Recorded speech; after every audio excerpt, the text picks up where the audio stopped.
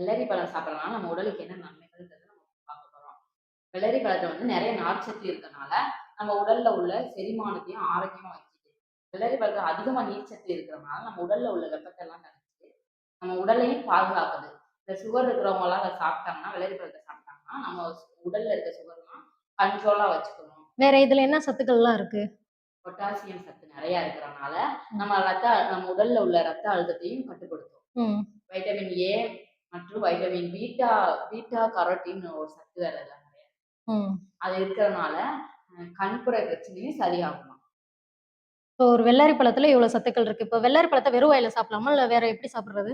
வெள்ளரி பழத்த வந்து சர்க்கரை இல்லாட்டி நாட்டு சர்க்கரை போட்டு, அந்த மேலாக அந்த தோல மட்டும் சீவிட்டு, உள்ள மாவு மாரி இருக்கும். ம். அந்த பழத்த எடுத்து சர்க்கரை போட்டு சாப்பிட்டோம்னா நல்லாருக்கும். டேஸ்ட்டாவும் இருக்கும். இது குழந்தைங்களும் சாப்பிடலாமா? குழந்தைகளுக்கும் குடுக்கலாம் கண்டிப்பா. ஸோ உங்களுக்கு ஹெல்த்தியான ஒரு டிப்ஸ் நாங்க குடுத்துட்டோம். எங்க 1 மினிட் வீடியோக்கு நீங்க சப்ஸ்கிரைப் பண்ணிட்டு லைக் பண்ணுங்க, ஷேர் பண்ணுங்க, கமெண்ட் தேங்க் யூ.